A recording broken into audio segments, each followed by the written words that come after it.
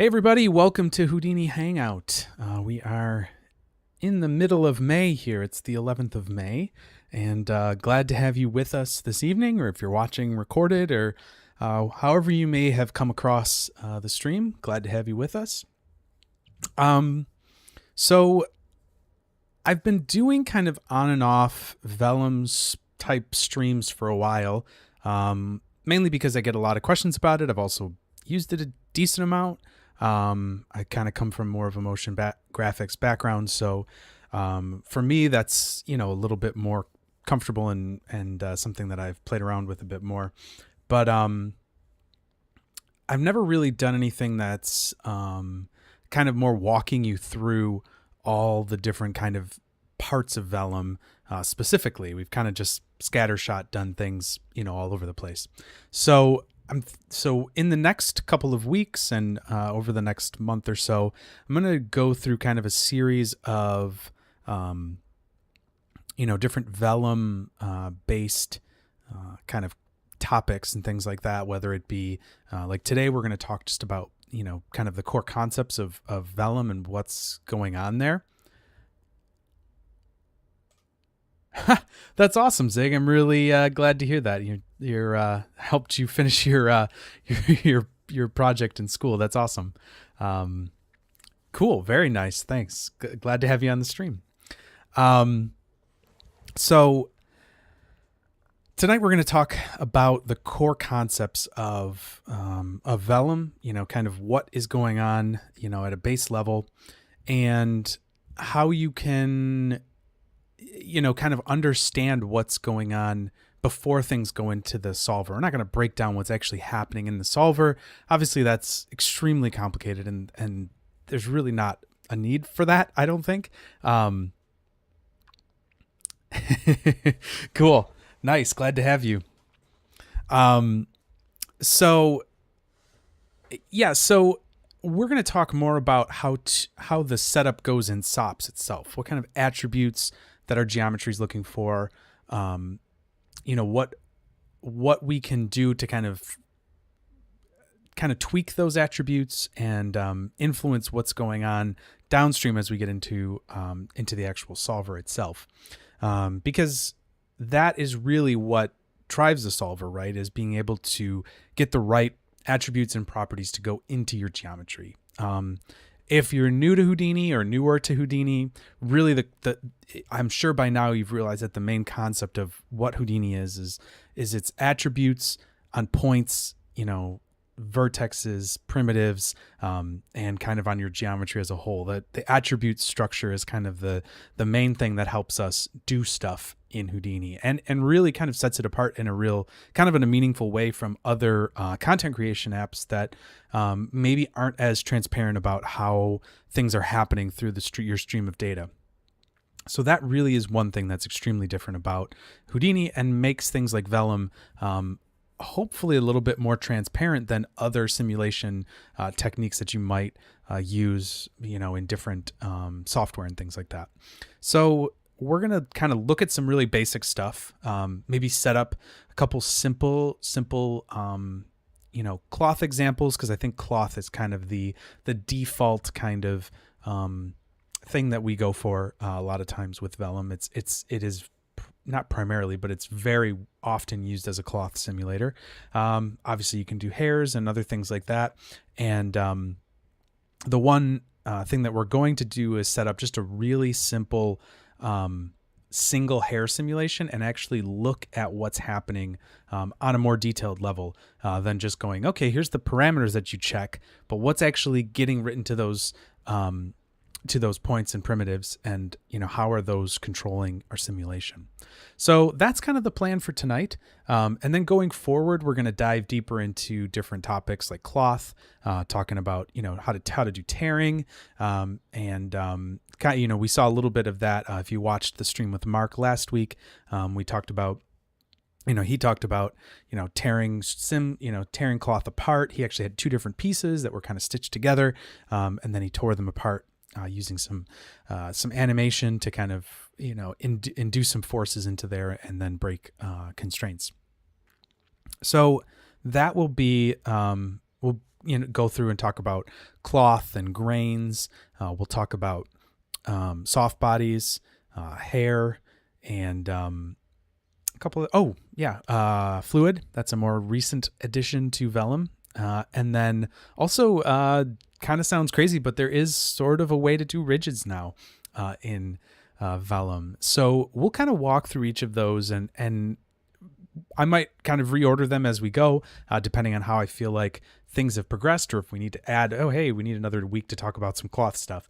It's hard to know exactly how long it'll take to get through everything, but that's my plan kind of going forward here, that these will be a lot of hopefully pretty good dives into these topics. And if you have questions about what I'm doing here, well, good. Hopefully we'll get you unlost, and we won't have you feeling too much more, feeling like you're out in the middle of nowhere and you don't know where to go. But like always, if you guys have any questions or thoughts pertaining to what I'm doing, or if you're like, if I just wasn't clear about something, please feel free to ask questions, drop them in chat. Even if you're watching this after the fact, you can always put a comment under the video. I try my best to get to answer questions that are put in there. I'm not perfect at it, but I'll try my best to hop in there and answer those questions when I can. But yeah, so I guess without any further of me blabbing on, we'll jump over into Houdini and start doing some real stuff. So I think the first thing that we're going to do here is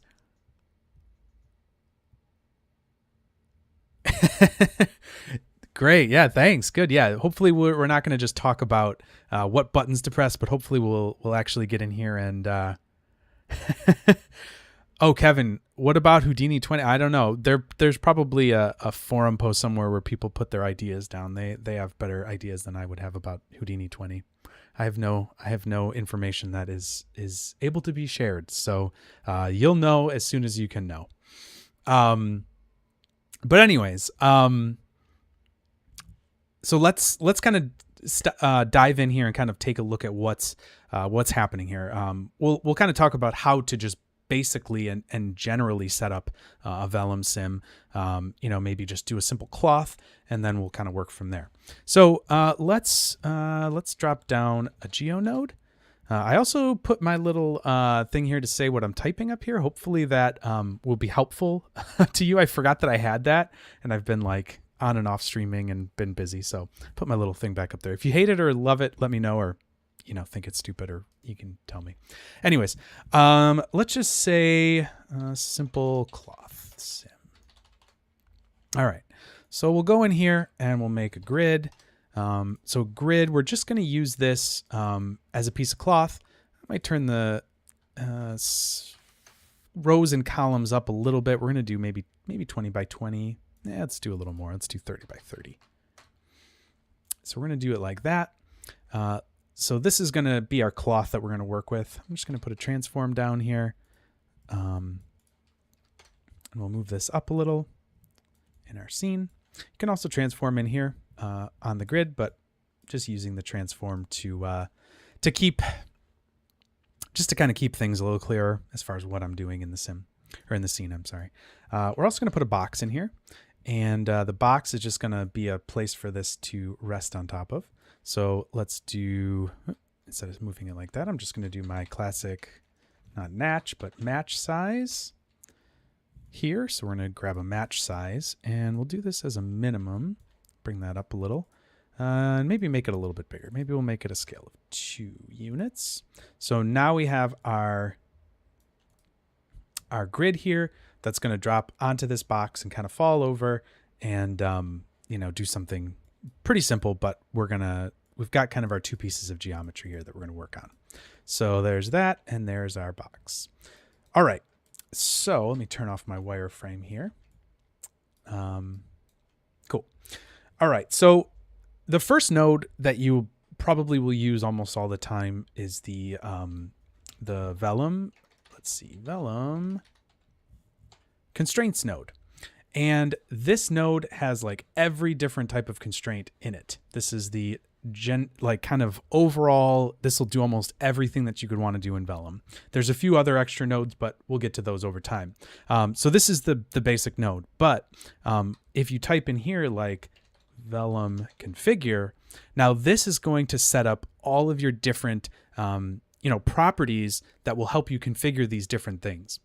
So you can see here we've got grain, fluid, cloth, we've got a balloon one, we've got hair, we've got soft bodies, all different things that you can set up in here. Now these aren't, this isn't the extent of what you can do with it, but these are kind of your kind of list of kind of starting points that you could very easily start from. You can just start with the constraints, the Vellum constraints node, and go from there and kind of tweak it to your heart's content. But in this case, we're just going to use the configure cloth node. Now it's going to look very similar. However, there's quite a few properties that are set in here that aren't going to be set in it just by default. So in this case, we'll just wire this in here and we're going to get our Vellum cloth starting to be made, right? So this is a piece. This has the properties that are needed to be a piece of cloth. And one thing to kind of take note of here is that we started with this transform here, and we have a grid, right? It's got point positions and really nothing else. That's pretty much it. If we look in our geometry spreadsheet down here, a lot of times it's hidden back behind here. I like to split this out and put it down here. So if anything's missing, if I'm kind of covering it up, let me know. But I think everything should be pretty good. I'm covering up some point positions, but I don't think I've tried to make myself as small as I can. So I'm not covering things up. But when we get down to this Vellum cloth node here, you'll see that there's a bunch of other properties that are going to be made here. Now these are all going to be made on the actual points because Vellum is solving on a point level for the most part. At least the actual main geometry is being solved on a point level.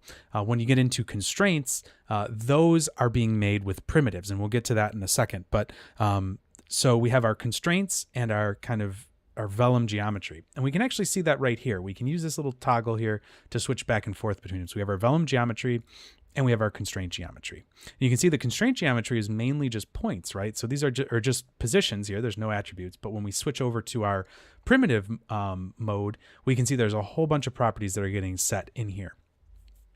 One thing to keep in mind too is that all of these nodes by default will use the node name to create this constraint tag, right? So these are all, the constraint tag for all of these is going to be Vellum Cloth 1 because that's the name of the node. If we change this up and say, something like initialize cloth and then hit enter, that's going to change this constraint tag. So that's something to keep in mind. This is a way to kind of know where constraints are being made because you can see the name of the node that way. So that's the constraint tag is kind of by default tied into the node name. You can actually split that off, but if we scroll down here in our parameters, we can see that tag is set to $OS, which is a variable that resolves to the name of the node. So just keep that in mind while we're creating our geometry here. So again, constraint geometry and Vellum geometry. Now this lines up to these two kind of paths here. The first white dots here are going to be the output of your Vellum geometry. And then the pink is going to be the constraint geometry. And the last one here is collision geometry. Now this you don't have to use. This isn't, strictly speaking necessary. It's necessary for collisions.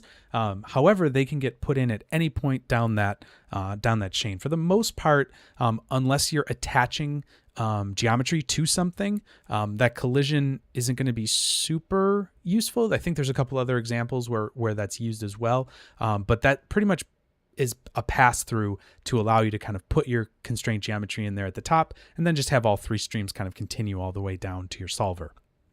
So we can do that though. We can let our geometry get put in here. So we'll put our collision geometry in here.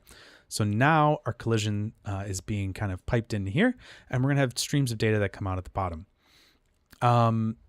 So we'll get to more about how these actual properties work and what they're doing. But for right now, we're just going to get this started, and then we'll tweak some settings and kind of look at what's happening here, and then start to kind of look at some more specific cases of things that we might want to do and go from there. So, all right, so we have our cloth set up. Let's drop down to Vellum Solver because there's really not a whole lot more that we need to create. We've created our geometry here. We've added the properties to it that will make it work within a Vellum solver. And that's kind of the important thing to think of here, is that we're not turning this into a piece of, into a Vellum object. That's not what's happening here. If we middle click on our node, we have still just points, primitives, vertices, polygons. There's no special type of geometry happening here. This is all just normal Houdini geometry. However, it's the properties that make it work with Vellum properly. And one thing you'll even notice here on this solver node is that the two required nodes are the Vellum geometry and the constraints. Collisions aren't required. What I'm going to do is just shift click all of these and then put them into the first, and they'll all snap in to their correct places. The other thing I'm going to do is set up a ground plane, because I want it to actually collide with the ground as well, so that it all kind of just slumps and sits there. So let's do that. Sorry, it is under the solver, ground position right there. Cool. So there's our ground plane. That's added in now. And yeah, we should be able to just hit start here and see what's going to happen with our cloth. And there we go. Cloth is being simulated. It's not going to be the most wonderful simulation in the world. In fact, I'm going to change this over to a flat shaded so we can see it maybe a little bit better. So this is basic. Like, this isn't anything earth shattering. There's nothing really happening here that's going to be, blowing your mind or anything like that. But we have, we have our geometry set up properly coming into our, through our node. That's adding the properties in. We're getting some sliding here and things like that. And really the main way to fix that is with all simulations, really kind of across the board, but Vellum particularly, substeps, constrained iterations. Those both will help you a long way. So let's just do a few steps here. We'll do like 3 and just kind of see where that gets us. Going to be a little slower, but we'll let this kind of do its thing. And there we go. It's kind of sitting a little bit more. It's kind of stopped retracting in. It's there's like a little flicker here and there, but nothing too crazy. Great. It's kind of doing its thing, right? So we have a cloth simulation that's happening here.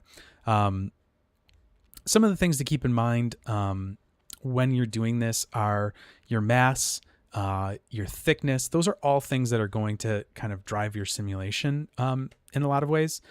Also your stretch and your bend. These are kind of, especially when you're working with a cloth simulation, those are the things that are going to really, be the properties and the parameters that are going to be written to this geometry that's going to make it work the way that it does.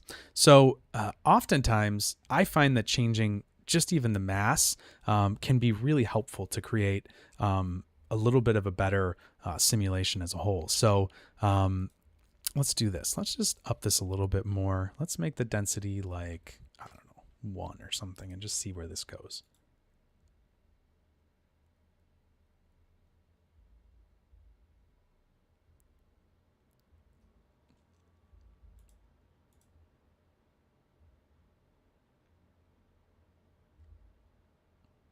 All right. So we're getting a little bit of bouncing and weirdness there. This isn't the highest resolution sim. We could add a little bit more in here if we wanted to. It'll give us a little bit better resolution and things like that. However, we'll also need to create some more substeps and things like that, because the higher your resolution gets, the more you kind of need to tweak it and add substeps and things like that. But for now, we're getting more or less what a cloth sim on a box. We're getting a little bit of jitter here. Let's tweak this a little bit more. Let's maybe add a little more density in there. See where that gets us.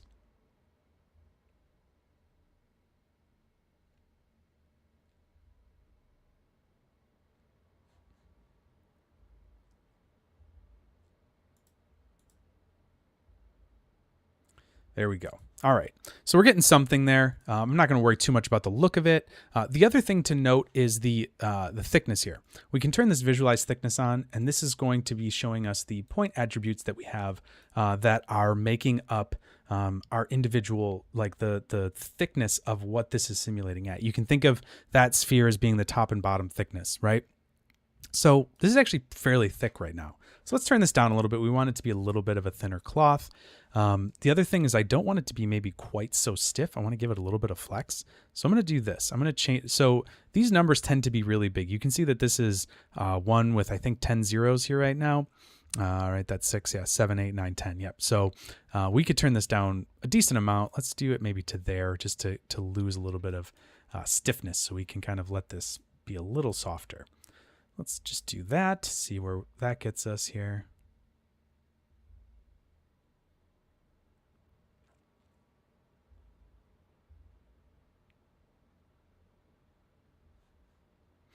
Cool. So we're getting our cloth kind of falling down like that. Great. We're not going to spend too much time on the actual look, like I said. However, you know, I am actually going to give it a little bit more bend stiffness. This seems a little on the low side. So what we can do is we can increase the bend stiffness as well. A lot of times what I'll do is I'll increase them by orders of magnitude of 10, go up and down that way, and then kind of refine from there. So let's take a look at this here. Give it maybe just a little more bend stiffness so it's not so bendy, able to just flex as, you know, it will. We can kind of we can even really go quite a bit further with this probably. Let's go way up like that. See where this bend stiffness gets us.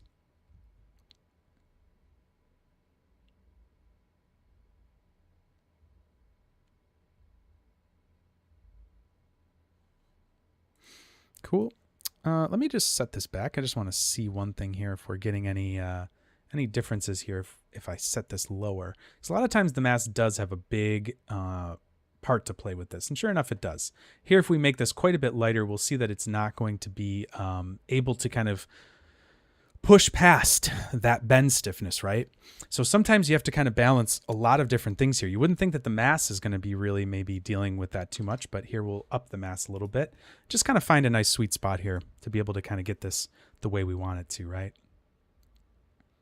So right now what we're seeing is the bend stiffness and the mass kind of working together to kind of create this cloth the way we might want it to. So here we can see that it is kind of settling down. You know, actually I'm going to turn the time thing on here because that's actually why it was going a little faster there. There we go. It's looking a little bit better. Cool. All right. So we've got that going.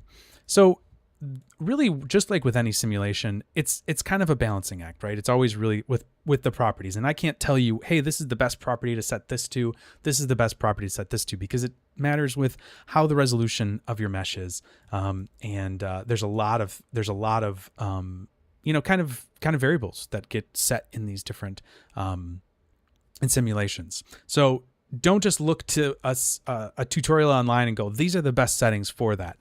It's best to know where to find those and how to tweak those properties to do what you want it to. The other thing I want to kind of bring your attention to is something really specific that's happening here. So with the mass, we can see that this is set to calculate varying, right? And so with our density here, now in this case, this is a very regular grid, so this isn't going to be the best example of this. So why don't I make a little change here, because these attributes are all going to be pretty much the same. Why don't I take this and I'm just going to do something a little different with it. So let's change this to 2 and 2, and I'm going to put a remesh in here. Oops, wrong thing.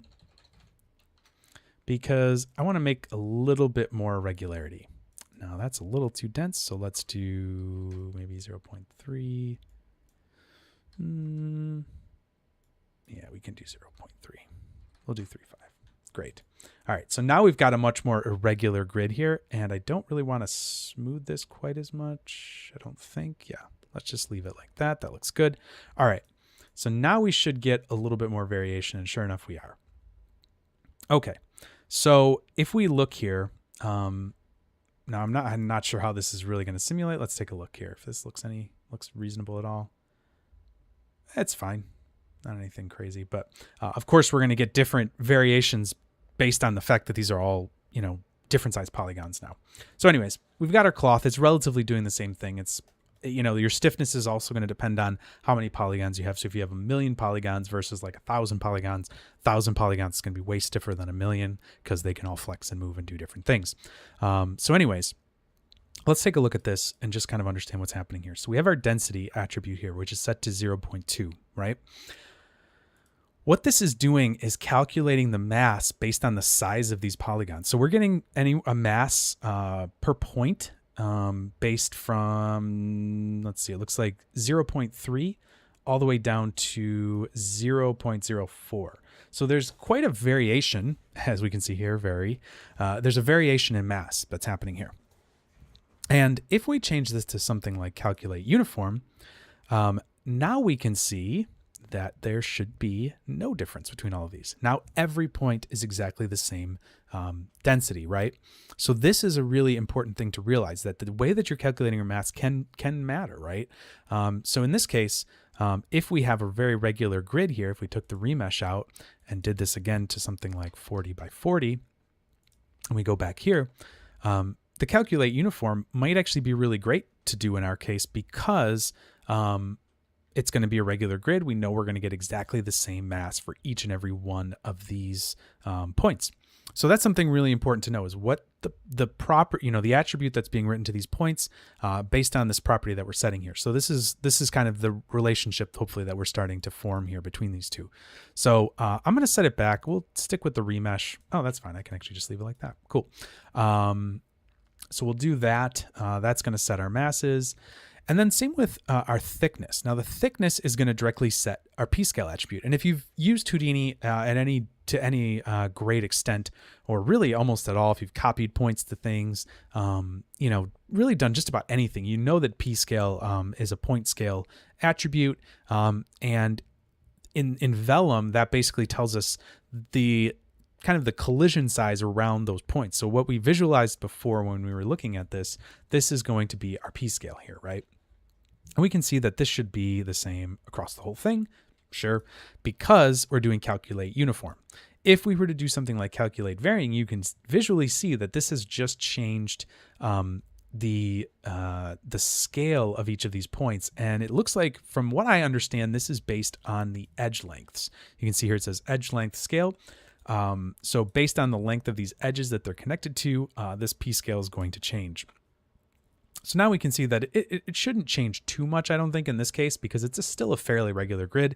We're going from 0.2 down to 0.11. So it's varying a bit, but it's not a crazy amount. Now, if you had a very highly irregular piece of geometry, you might want to do that instead of calculating it uniformly.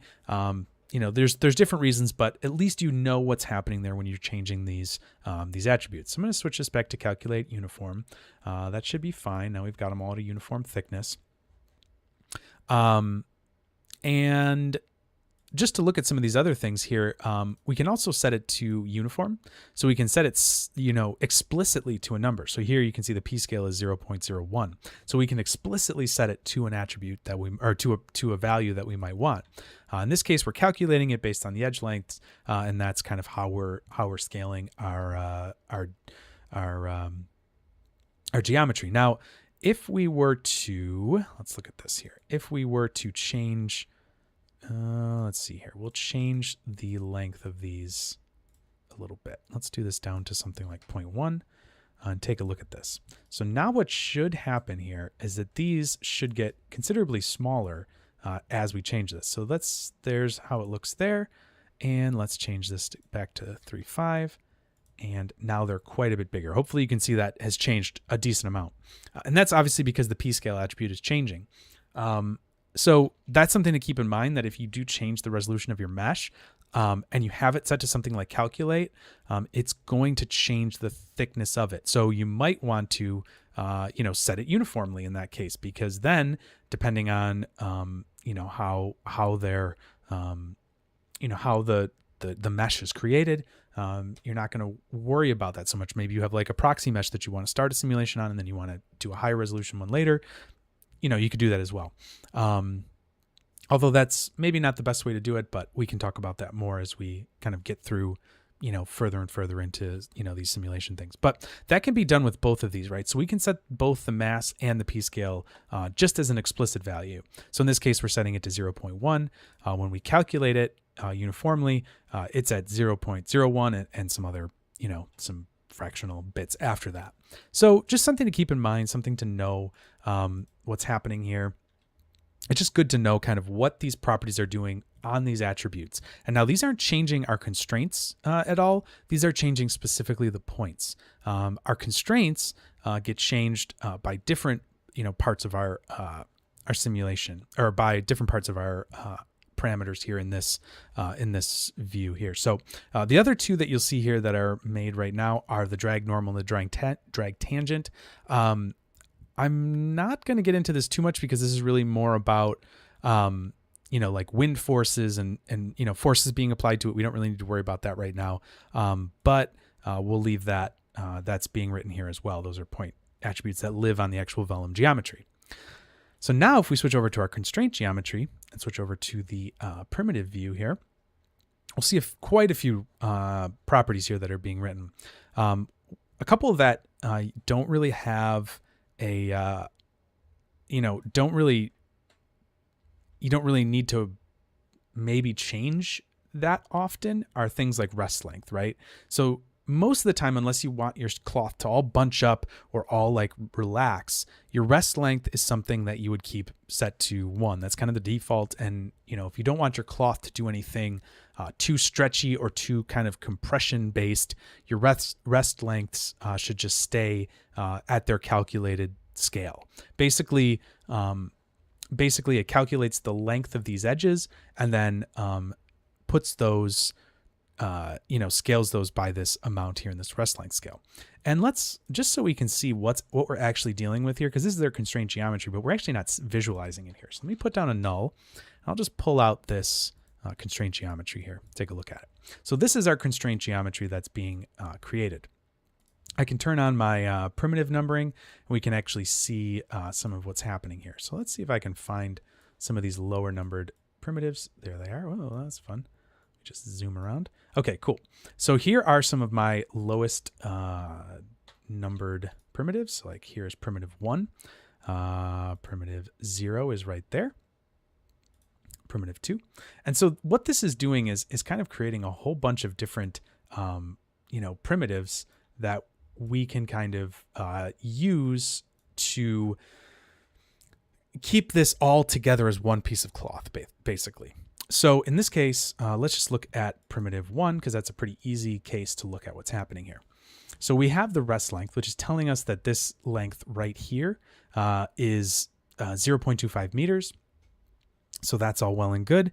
And something to keep in mind here too is that it actually saves both the rest length and the rest length original, which are both calculated based on this. So if you change this rest length scale, our constraint geometry is going to change here and change both the rest length and the rest length original. Now the reason for there being a rest length original is because the rest length can be changed or whatever. Maybe you want to tweak that during your simulation, but you want to store what the original rest length was. This is a way to be able to kind of have both. It's almost, it's like adding a rest parameter for position or something like that.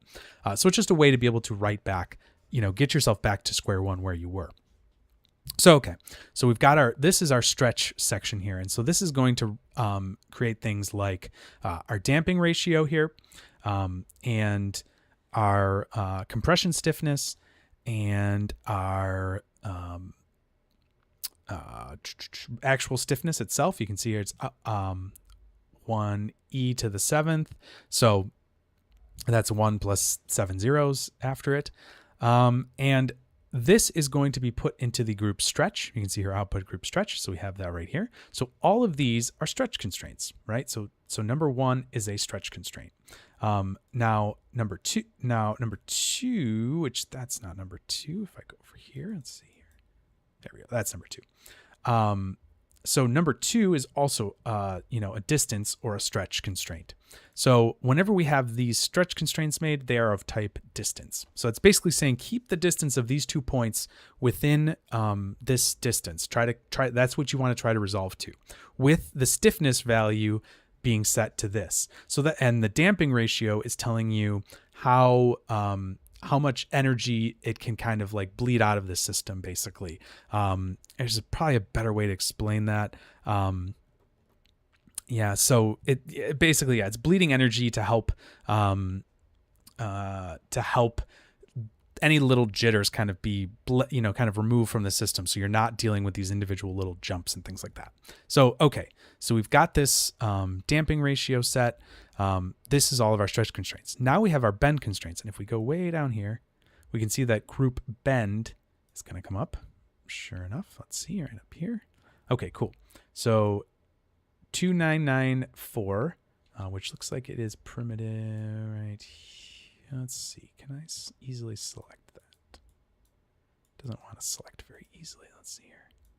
Yep, there it is, 2994. So this is actually a bend constraint that's being made. So it's going across like that, and it's creating a constraint that's going to help this cloth restrict bending. And this is just a method of making it, making a cloth with these different triangles here. We can see that we can change this up, I believe, and it'll change the way that those are being made. Yep. So now you can see that this is being created a little bit differently. So there's two different kind of types of stretch, and that'll change how that goes, but the bend types don't change. So anyway, so we can do the stretch type with distance along edges, or being able to deal with kind of these triangular primitives stretching, right? You can see here now this is actually primitive 0 in this case. This larger triangle here is actually primitive 0. So we can either do the edge or the entire primitive as kind of the stretching constraint. So those are kind of the two different ways that they can be formed. So anyway, so bend, these have their own their own constraints that are being made. Let's go back down to, what is it, 29 something. Yep. So here's bend. And really the only difference here is we have this is of type bend. We have a stiffness here. This doesn't have a rest length because there's not really like a bend rest length. There is a rest angle scale that can be made, and that helps it to, I believe, be kind of created into a, how sheet-like it is basically at rest. Yeah, so setting this to 0 will treat the original configuration as a flat sheet. So you could set it down to 0. Not sure how that's going to affect our solver. Let's take a look real quick.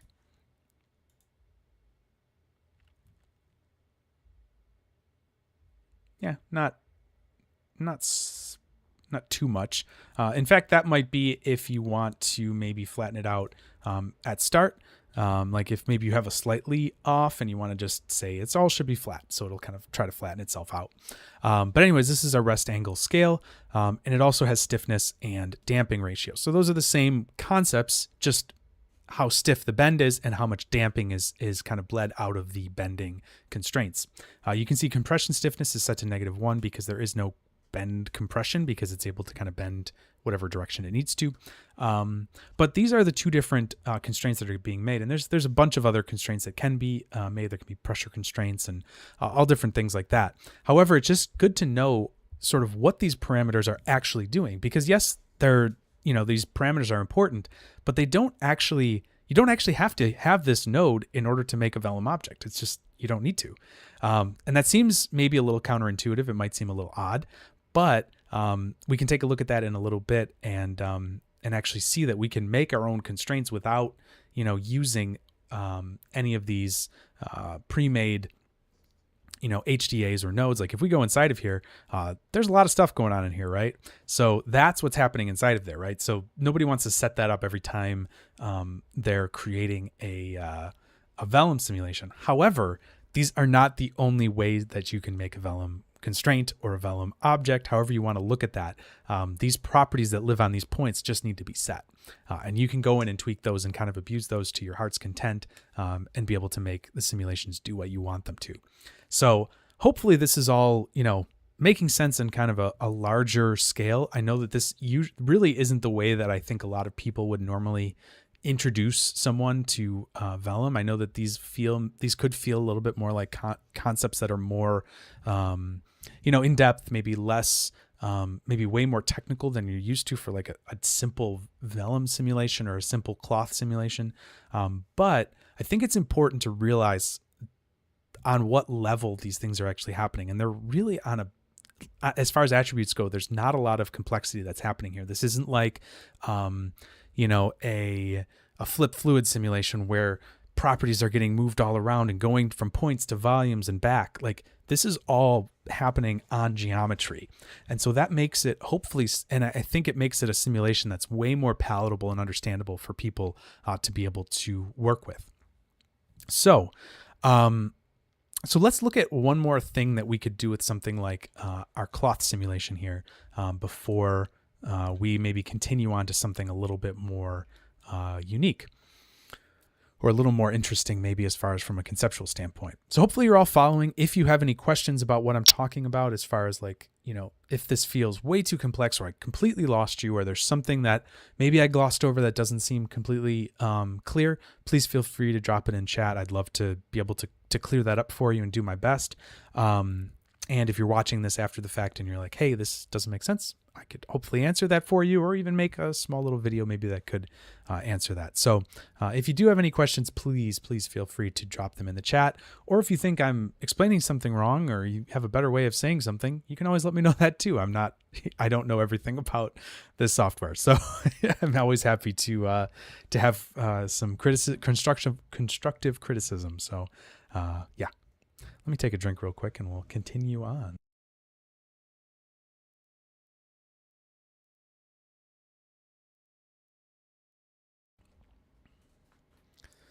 All right, so let's look at another thing that can be really, really helpful, which is pinning constraints. In this case, we're just going to pin it in place. We're not going to try to do anything with animation or anything like that. But this is a really kind of straightforward thing to do. It's not really that complicated. But what we can then do is look at the constraints that are made from that and the properties that are added, or the attributes that are added, and we can then say, okay, this is why these points are doing what they're doing. The other thing I should say before maybe we go any further is that if we look at this, let's say here, I'll do this. I'll say Geo on this side and Con on that side for constraints. So here's our Geo, right? And in this case, we have 1,051 points. And over here, we also have 1,051 points. Now, the primitives and polygons probably will differ. Yes, most definitely will differ. But the most important thing is that the points match up, because all of the points on our geometry here and the points on its constraints, those should match up 1-to-1. That's a really important thing to keep in mind here. And these nodes, your Vellum constraints nodes, will do that. They'll make sure that those point counts match. And the reason for that is that the solver knows that those points are always going to be, the same as the points that are in our constraint geometry. Now, there could be a lot more primitives, connecting these constraints, right? There's all this web of constraints that are being made here between the points. But when we go back and forth, we can see that our points are always going to be the same, right? So if we look at this, turn our points on, right? There's all of our points. And if we have our constraints kind of laid over top of it here, you can see, yep, they all go between the same points. Now, the geometry is slightly different, but the constraints and the geometry have the same point count. So that's an important thing to keep in mind. You can't just have differing amounts of points and things like that. They always have to match with Vellum, or else everything will start to lose its mind. All right, so let's take a look at this pin points here. It's pin to animation. So let's do this. Yeah, I mean, to be honest, I'm going to say that I'm going to just be completely honest and say that I don't have a great answer for when to use quads versus tris in production. I'm going to say that a lot of times, I don't have a great answer for that. I really should figure that out a little bit. That is my apologies on that, because that's a really basic question and I should have a better answer for that. But I think it's good to know that it can handle both, I guess. I don't have specific examples of that. Maybe I'll talk to some of our folks that are on the kind of our simulation Vellum side of things and see if I can get a good kind of base level answer for that. I feel like a lot of times I try to solve or try to have my geometry be quads for simulation, but when you look at the actual simulation, it actually bends as triangles almost. And so in that case, I'm not like, so let's just take a look at this again real quick here. So if we look at this as it sims, we'll let it fall down here. Turn this off.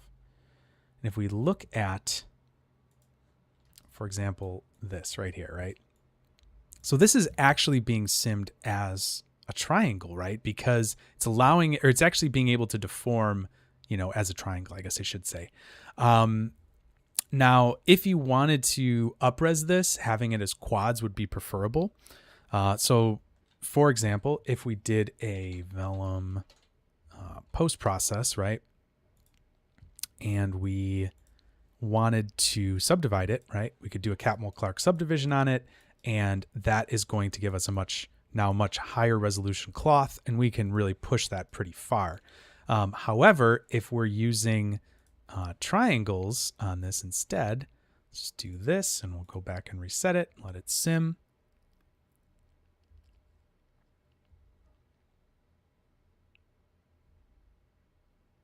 Yeah, hey Zilly. Yeah, glad that the streams are helpful for you. When we go to this now, we're going to get really, really ugly geometry from it. So there's other ways to do this. Obviously, you could set it to be loop, and that's going to smooth a little bit better. However, so I would say this. I would say that most of the time you probably want to have quads in your geometry, but if for some reason you have triangles, I think it can handle it. It's just not going to be as clean of a solve for you. So that's going to be my really basic answer. And I'll try to get a better answer for that by the next stream, so we can talk about that when next week I'm going to talk more about cloth, you know, really try to do a deeper dive on that. So yeah, I think you're going to want to do quads for the most part, but you know, it can handle either. And I have a feeling that under the hood, it does solve these. It allows them to bend kind of on their triangles, and then either it triangulates it and then dissolves that middle triangle, or it just allows it to be able to bend on that triangle, you know, knowing that the quad isn't going to be flat.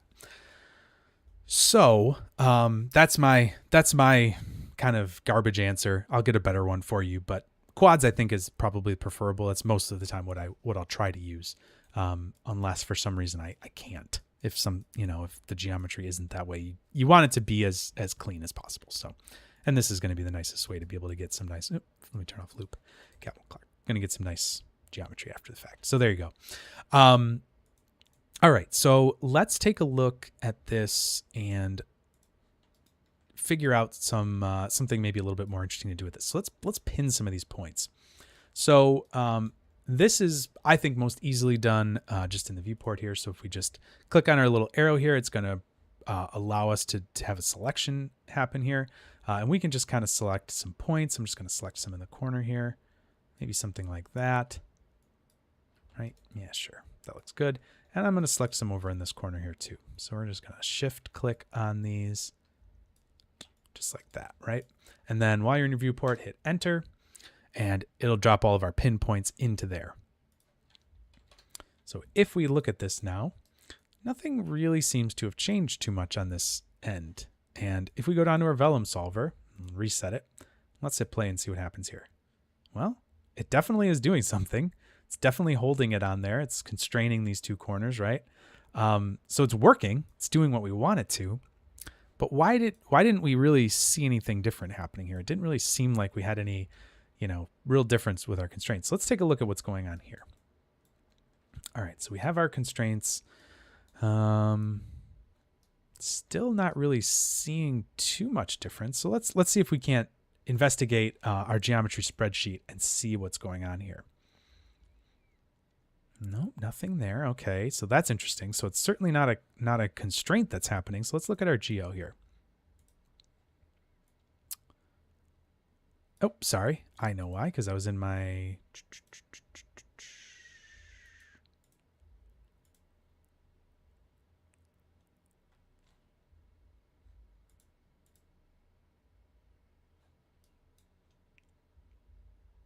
Wait, what? It should be in here. I'm losing my mind. Sorry.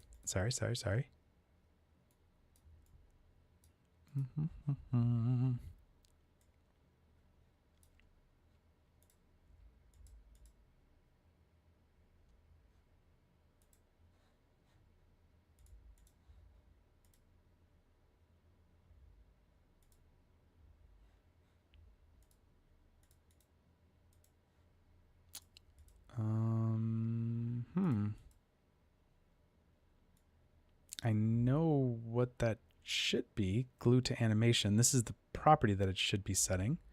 Now, why am I not seeing that there? That's really weird. Okay, now it's there. I don't know. Maybe I was just missing it. Sorry. Anyways, okay. So it's not on our constraint geometry, right? Which is kind of seems a little odd, but when you think about it, we're gluing those points in place, right? Sorry, a little brain fart there. So where that gets stored is actually on our geometry. So we get another attribute on our geometry now because of that. If we... Oh, that's interesting. Okay. So when we have... I actually am just learning something right now. I assumed that that property was set here with this glue to animation. But it does also work without that. And that is very confusing to me. I'll be honest. I don't know how it's doing that.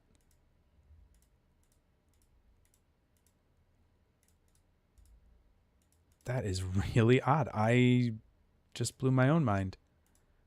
I've seen that attribute plenty of times on there, and I thought that that always happened. So if we have the match animation on, that will tell it, yep, this is supposed to match the animation. However, if we don't have that, if we don't have this match animation on, there is no attribute there. Is it just that it sets the mass to 0? Aha, that's what it is. Sorry, my bad. So that's what it's doing. That's a very interesting way of doing that. I wouldn't have thought that that was how that worked, actually. I have always, or often, I'm matching animation. So I see this glue to animation here, was just assuming that that was how that worked. So what's actually happening here, now that we look at this, is we have a permanent pin, right, that's happening here. And it's basically just turned the mass off for those. So those points have 0 mass. So it's not doing any calculation to move those points around. So it's keeping those points locked in place, right?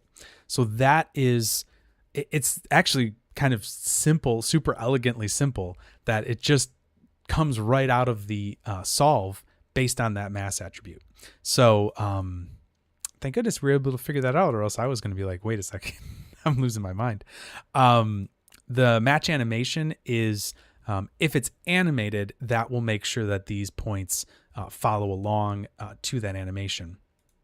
I don't think that that creates any extra constraints either. Nope, it does not. It does not create any extra constraints, just adds that attribute onto the geo. So it checks on the animation as it's being solved and just makes sure that it moves with it if we have some sort of motion here. So for example, I could animate this this geometry here and just say, I don't know, have it translate along, maybe over something like that, set it like that, and that should translate along as we go. Yep, I know, I interrupted you. So now those points are translating along, but it's still simulating. So the thing that's dragging this cloth along is actually just the animation of those specific points. But it's doing what we would want it to.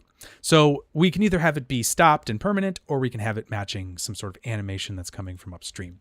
So that's why my brain exploded, because I thought that that had to always be set, but it doesn't. So that's cool to know for me. So I learned something too tonight. Anyways,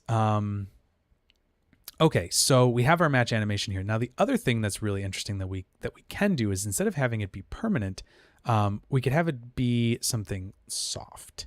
So let's do this. We'll have it be a soft constraint. We won't have it match the animation. And in fact, I'm just going to control click this, control shift click. What am I doing here? Control click, right?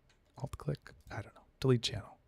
Oh, control shift. Of course, I'm pressing the wrong button. Okay, so instead of having it match the animation, let's turn this into a soft constraint. So now you can see that the mass has been re-enabled on those. They all have mass again. So they will be part of the simulation.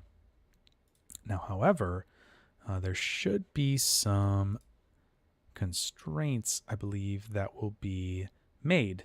In fact, they certainly will. So here, if we look, we now have some pin constraints down here. And these also have this rest vector. And so what that's allowing us to do is basically have these be pinned in place, but as a soft constraint, basically. There is other ways to do this, but this is a way to be able to do this all in one node. So these actually would be able to slightly move. They're not completely rigid. Now let's see here. Let's take a look at what the stiffness are on those. So we can see that these are getting the exact same stiffness as the rest of our constraints. So those are going to be incredibly stiff. And really that's not, what we would want it to do. At least in my thought process, it wouldn't be what we want to do with it. So, so instead, let's get in there and tweak this real quick. So what we can do is we can just pull this down a little bit here, and we could do something like, we could do an attribute adjust here. So I'm not going to do any vex. We're just going to do an attribute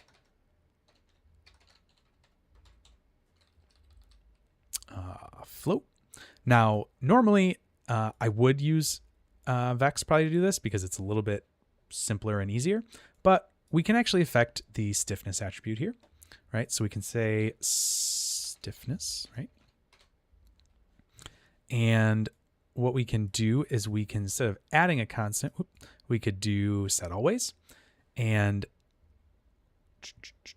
we're going to make this, instead of a point, a primitive attribute. And now our stiffness is set to 0, which isn't what we want for the whole thing. So we can actually use that nice little, we can use a couple different things. We could use our constraint tag, or we could use the type here. So we could say something like this. We could say group at type equals pin. And now we're controlling just the pin constraints.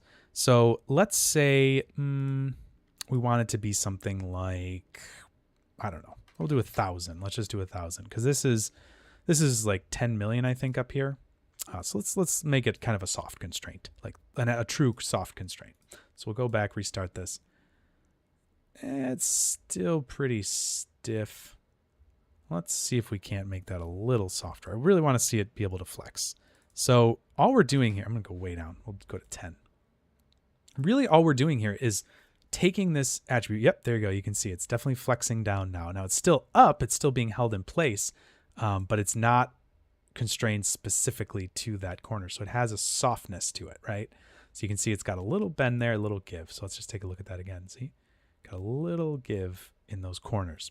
So this is a way that you can start to see that, okay, knowing what these attributes are that are being written onto these points is incredibly important, because you then can go in with something like as simple as this attribute adjust float, write in a couple simple, parameters here. We're setting a constant.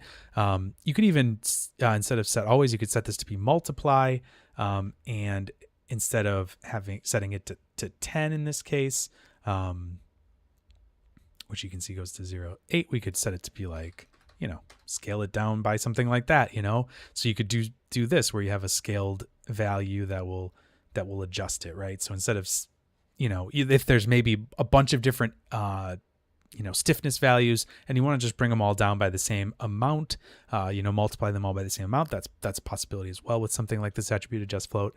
So just know that this attribute adjust float or attribute adjust anything is a great way to be able to tweak parameters, single parameters, and do things like you could even add noise into it. Instead of just multiplying it by a constant, you could make this be noise or random or any number of things. We could even do a line here and do something. Let me visualize this. I'm going to hit enter to enter the kind of viewer state. And we could bring these two. So this is going to be kind of like a fall off across this line, right? So we've got this kind of line here like this. And so we've got our start and end position, and we'll do the minimum value being maybe 5 and the maximum value being 10,000, something like that. And now when we look at it, one side is going to be really soft. Or at least it should be. Hello. Make sure I did that right. Sorry. Multiply line. Oh, I didn't want to probably do multiply. That's why. I want to do set always. So now we've got varying stiffnesses here. across that. In fact, I'm going to move this over just a little bit like that.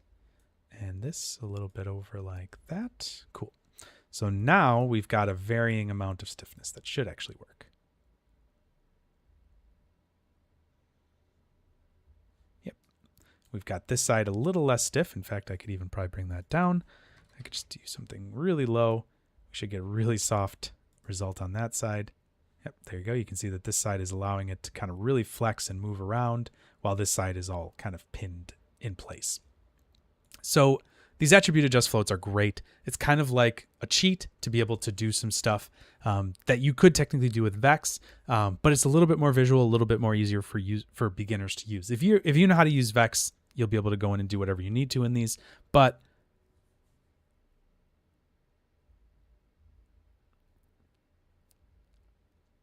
yes, no, I think that is. I'm actually going to do that in just a little bit because I want to talk about adding a constraint in and then tweaking it a little bit.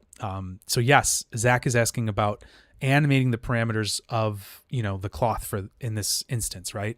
Yeah, that's a great question. You can animate them, but you kind of animate them inside of the solver. At least that's where I find it to be the most useful.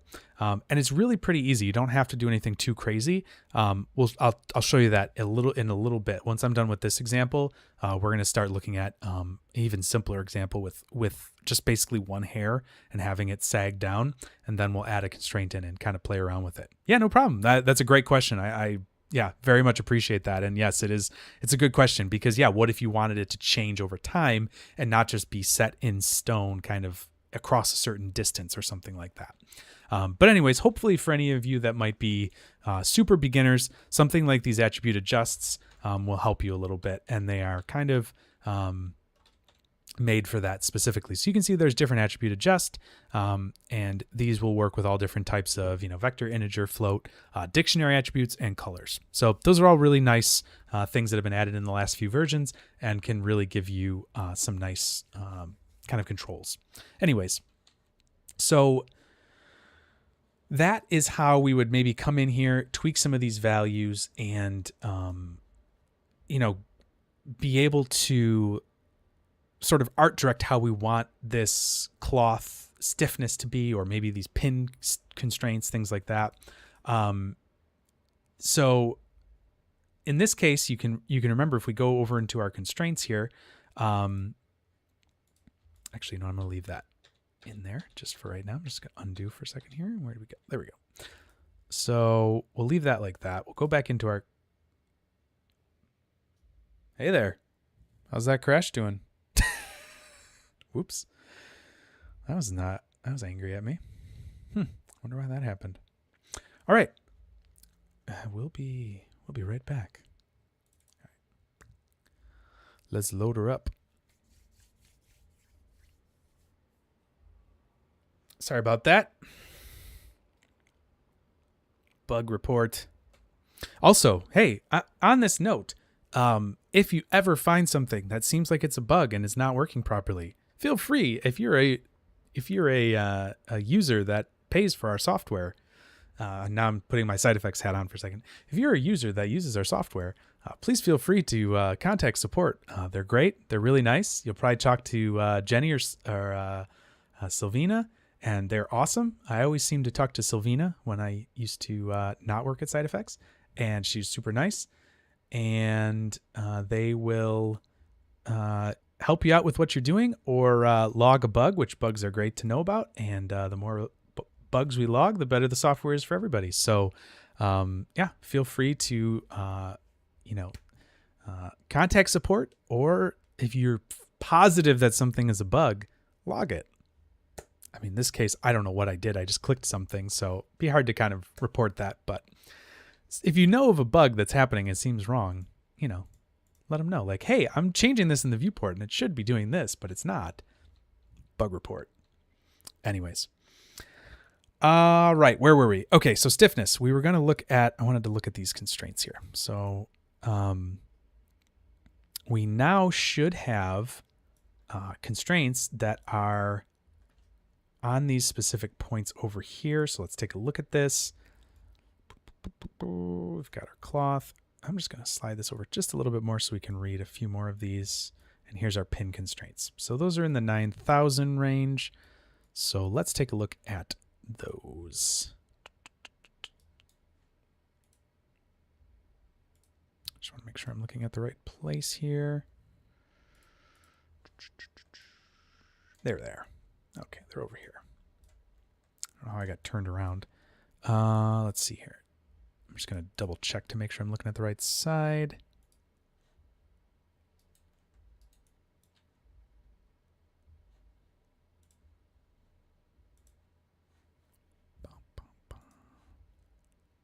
Okay, yep, for sure. It's that side right there. Cool. All right, so we've got constraints happening here now. We can see, oh, now we've got something different going on here. We have a different visual. Previously, before we had our soft constraints, we didn't have these little spheres. So that's interesting. So what does that mean? What does that mean for our geometry now? Now we still have 1,600 points, but we now have 22 spheres, which are just, spheres are just primitives, right?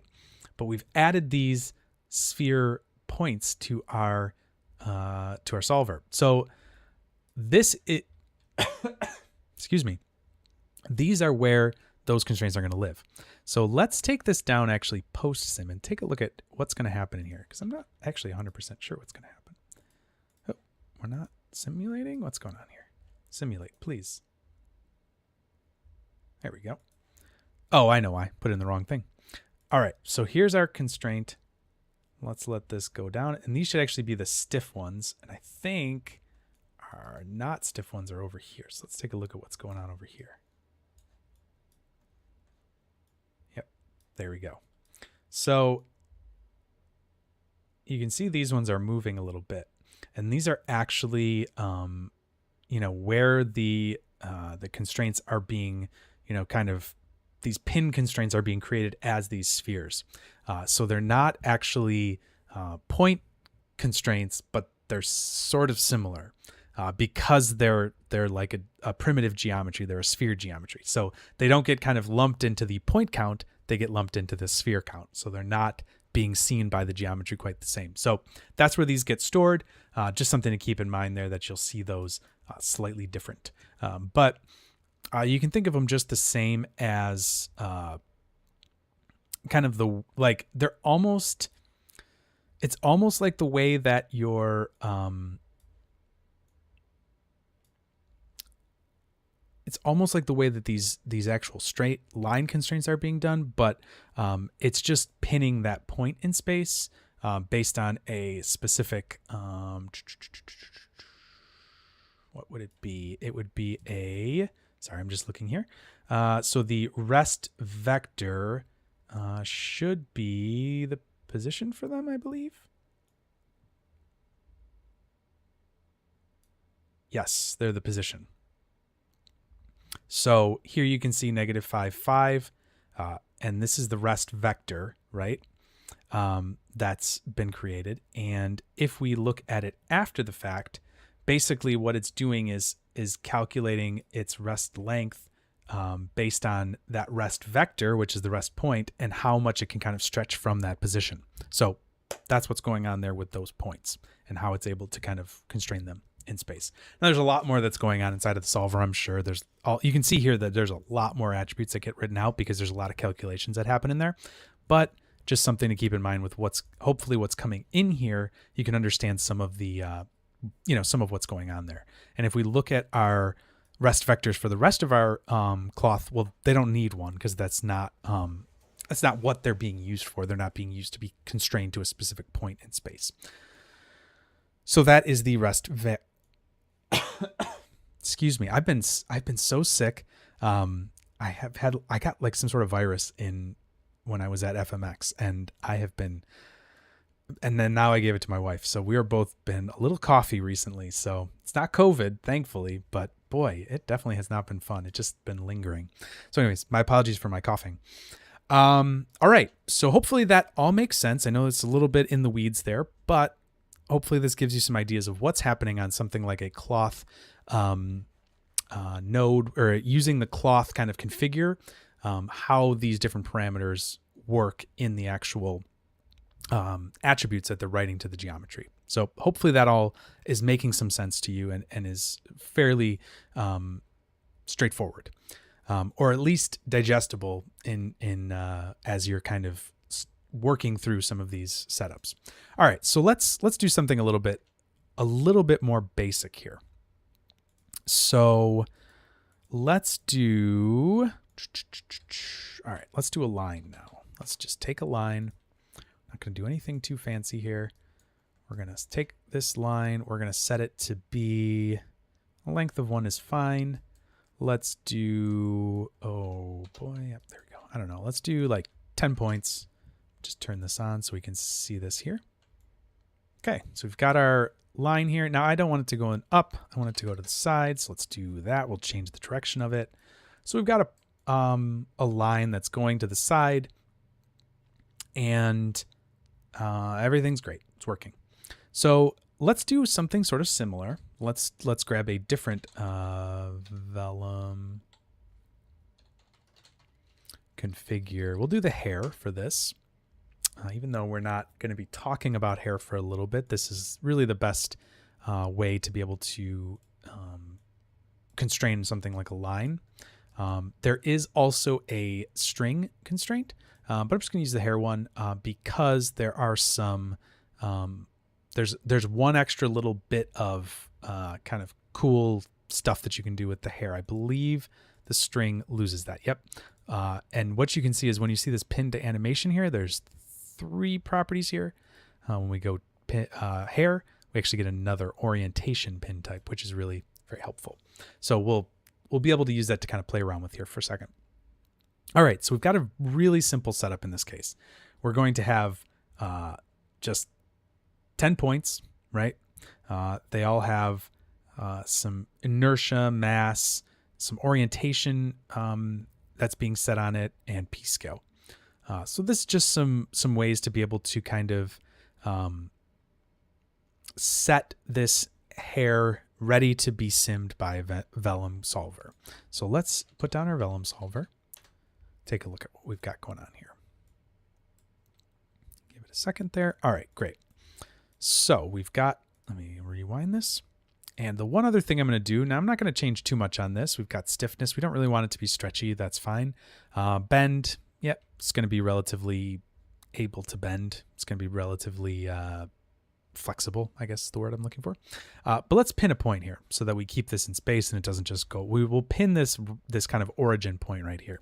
So let's pin that in space, hit enter, pin point 0. It's permanent, and we'll say there's going to be none for the orientation type. We'll see why in a second, because this should just swing down and be kind of loose, a loose hair. Let's do this thing. Yep, there we go. Great.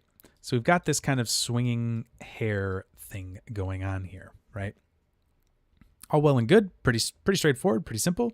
Kind of falls down and swings back and forth. It's got a little bit of wiggle there, a little pendulum kind of action going on. And you could obviously do this with quite a few more, quite a few more hairs, whatever you might be doing. You could think of a whole head of maybe guide hairs, for example, that you might have for a groom. That would be something, that you could do with, maybe a few hundred guide hairs or something like that and solve them with Vellum using the hair. Now that's really what this type of constraint is made for. Now let's take a look here and see specifically what's going on in our constraint geometry, right? So we have our, we'll just say initialize hair here. So we know that this is coming from the initialize hair node. We have a lot of the same objects here. We've got, I'm looking at I'm like, why is it adding quite a few more? Let's look back up here. So we have a lot of the same parameters here that existed before. We have our damping ratio, our rest length original, a rest vector, which is 0 for all of these, and a stiffness. And we can see our type is, there's 2 actually that have been created here with this hair constraint. And I should specify that going inside of here, when we saw this whole mess, that whole network does all of the different types of constraints here. So that's not just like, hey, this is how you make cloth. That's how to make every single type of vellum constraint that exists. So we're making two constraints here. We're making a stretch shear constraint, and then we're making a bend twist constraint.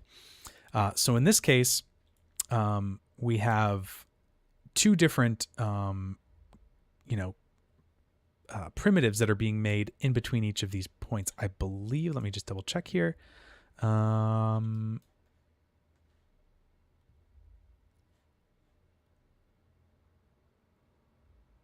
Oh, right. We're looking at, like, that doesn't make sense. We just have one. We're looking at just that. All right. Let me put down some nulls again here so we can actually visualize this a little bit easier. So let's do this and this. I was like, why is there only one primitive? That doesn't make sense. All right, there we go. So this is our Geo.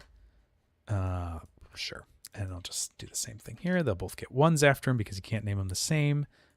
In Houdini, nodes cannot be named the same because they're actually almost like a path. So you can't have a path, two paths that are the same. So anyways, here's our vellum geometry, and here's our constraint. And sure enough, if we look here, there's two primitives that are stacked on top of each other. If we try to select these here, we're going to get both 0 and 9. So then here's going to be 1 and 10. So they're kind of sorted in our geometry spreadsheet here. So each of these has a stretch and a bend twist constraint that's being made between them, right? So this is going to allow us to be able to tell it how to not only stretch between the points like this, but also how those individual sections are going to be able to bend and twist in relation to each other. So these have full orientation on them as well, which is something that's a little bit unique. So if we look at this here on the points, we should have an orient on them as well. We do. So let's see if we can visualize that, because that is an interesting thing. There it is. So these have an orient on them. I'm just going to go to the visualize here. I'm just going to make those a little smaller so we can see those a little bit better. So let's do this length scale. Scale that down a little bit. We'll do it at a 10th. Cool. Great. So there's our orientation on each and every one of these points, right? So they have an orientation, and so that's where that bend twist comes in, right? Because it's bending, but it can also twist. So let's take a look at this now in relation to this solver. Now, I don't know if it's going to twist a whole lot. I can't say for sure. In fact, it probably won't, because there's no reason for it to, but that orientation moves along with our simulation. And I believe if we put maybe, let me see here. I'm just trying to think of something here. Vellum geometry. W is a twist. Yep. And I think it's kind of the, it's a rotational velocity. So I think if we were to twist it, maybe in the z-axis. Let me just look here. Z has.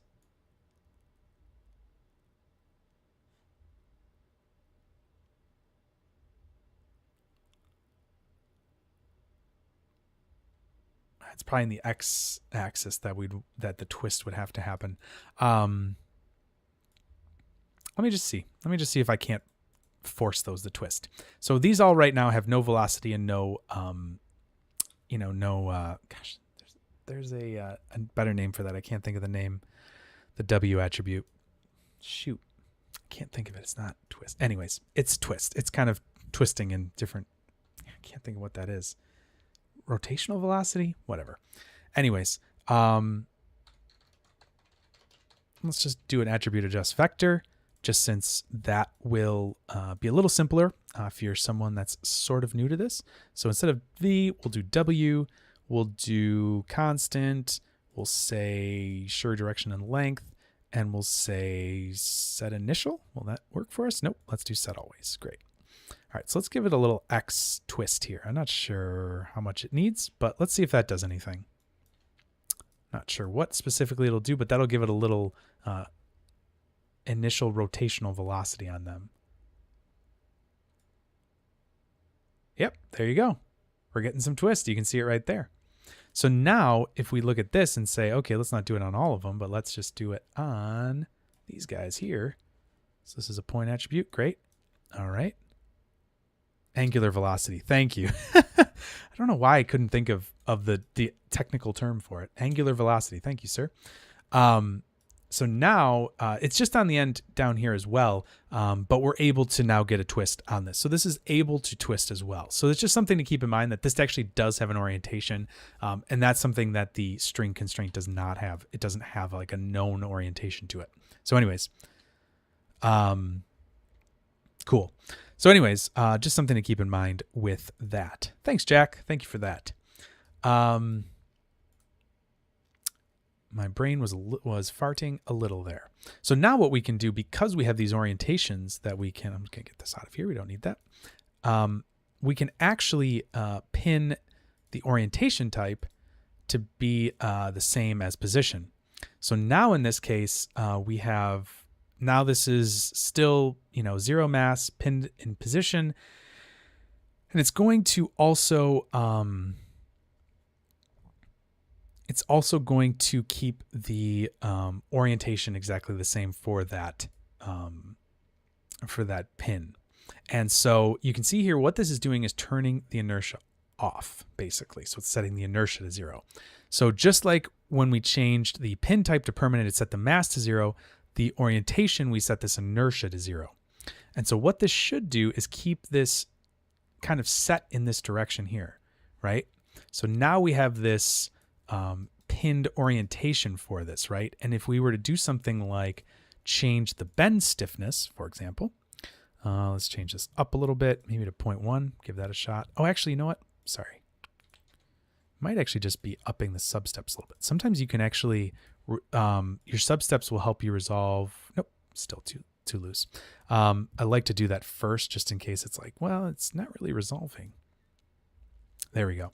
So now we have this locked in place hair, right? So if we didn't have that, let's just to show again, just to show, if we had this set to none, it's going to be able to rotate, right? Completely around. Now it's not very loose, so it's kind of just like this rigid, stiff thing rotating around.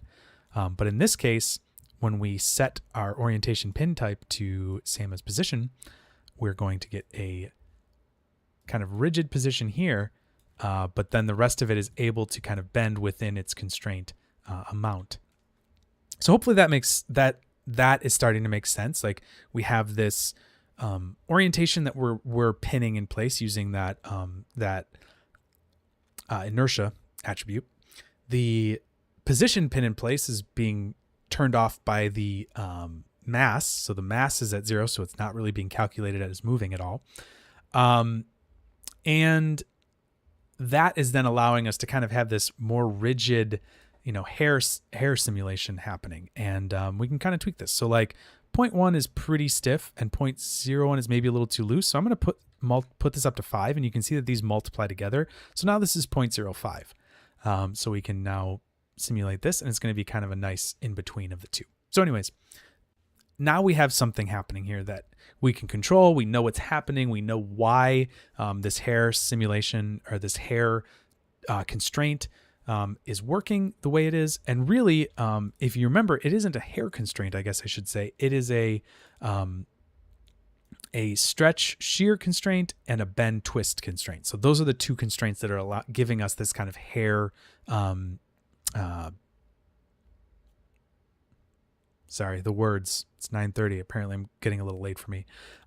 This is kind of creating this hair property, the look of this hair kind of that is being simulated, right?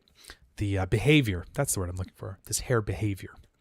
All right, so what I'm going to do is I'm going to set this back on, I'm going to keep it pinned. I'm going to turn this off, turn the orientation pin type off, and I'm going to make this nice and loose again. So we're going to do this at like super low stiffness. So we're going to have this hair that's nice and loose, kind of all wiggly and good. Okay. So what if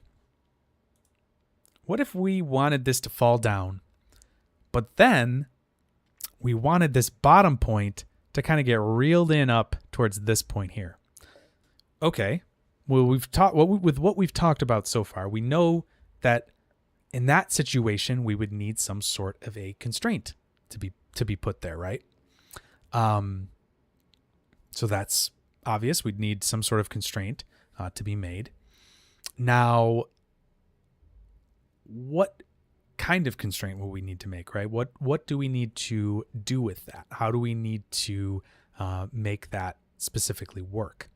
Well, we know that it's going to be it's going to be not one of these bend twist constraints for sure. It's not going to be that, because that is kind of keeping it orientation wise in the right space.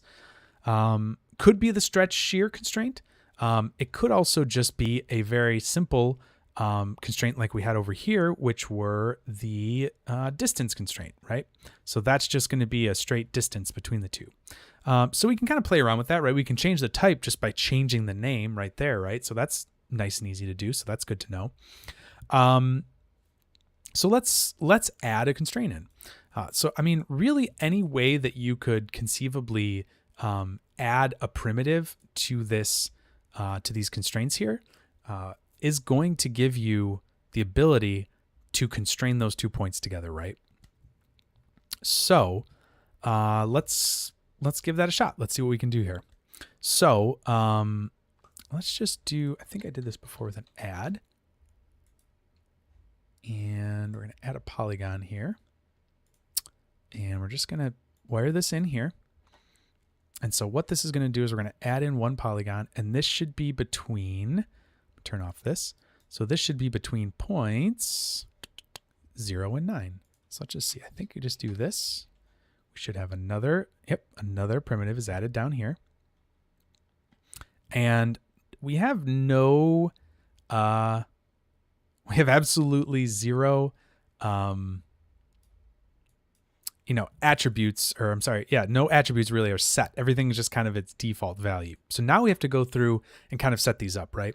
Now, normally what I would do is probably use a wrangle to set these up. But let's see if we can't do this just with like a create attribute node, just to make it a little bit easier, maybe for people that are just starting out, so they don't have to be like, oh no, now I need to know Vex to be able to do this. Nope, there's a million different ways that you can create attributes, right? So this is going to be probably not the cleanest way of doing it, but let's just do it this way. Use an attribute create, right? And we can, we're just going to set this on 18. We don't want it on anything else. So we're just going to say 18, and we're going to say primitives. Okay, so let's just set some things here. So we're going to do our constraint tag. And this is going to be a primitive attribute, and it is going to be a string. And we are going to say the same as the other one. We're just going to say initialize here. Oops, if I can type. Cool. All right, so we're going to do another one. We're going to do damping ratio.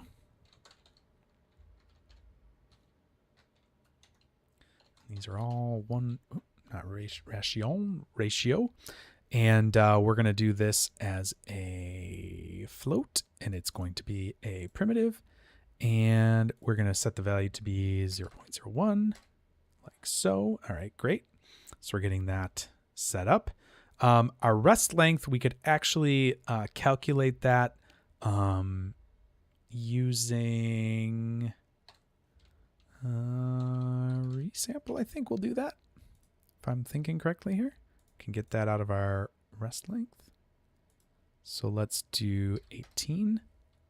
And I'm not going to do this, but I should be able to get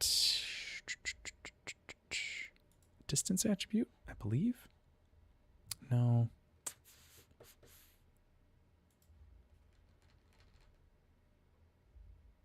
Shoot. Convert line will do it, I think. Maybe. There we go. Cool. All right, so we're going to do 18 on this.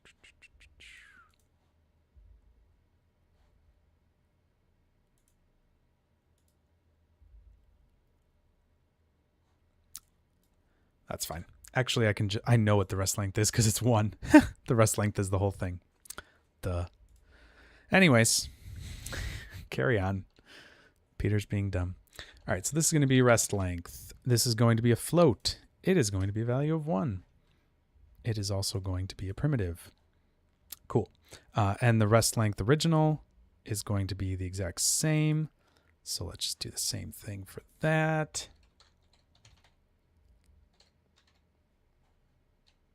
As I was saying, this is not the cleanest way of doing this, but hopefully this will show folks that are relatively new or it's, just a little scared of X how to do some of these things. It's just going to be one node. It's going to be a lot of parameters, but just going to be one node. So let's also set some of these other things here. Stiffness. How stiff do we want it to be? Let's say that we don't want it super stiff. Let's do it at maybe our stiffness will be,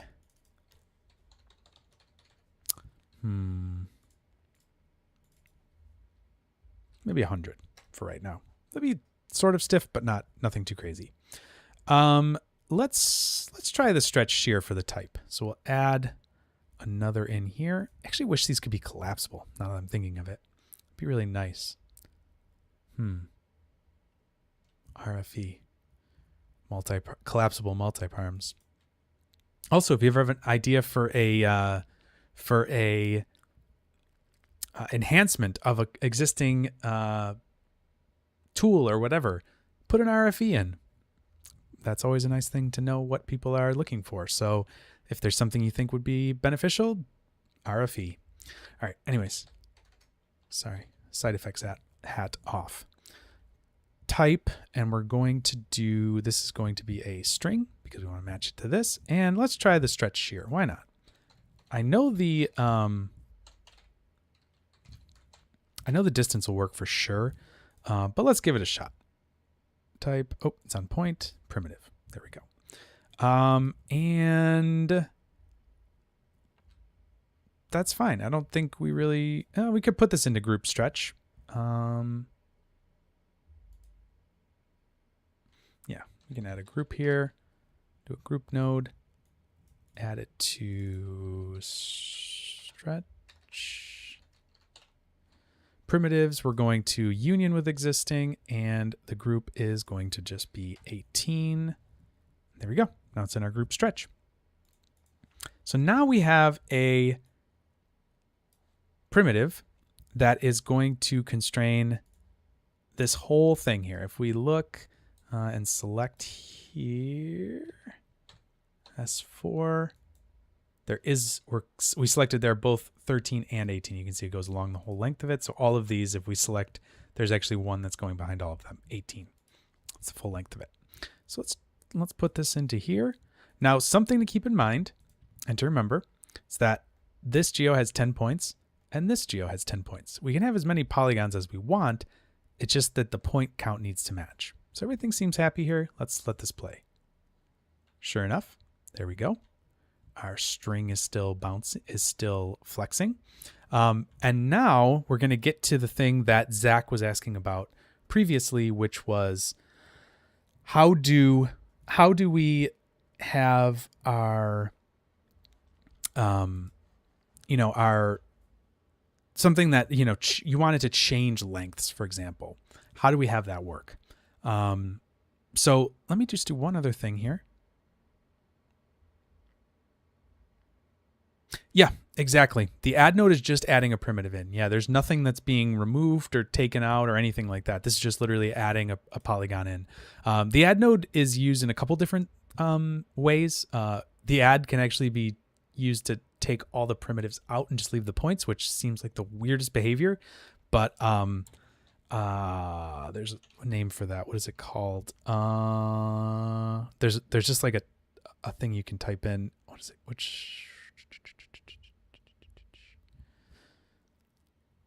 We'll remove unconnected points would be the one. Oh, extract all points. If you do extract all points, it makes an add node, but it puts it into this delete geometry, but keep the points.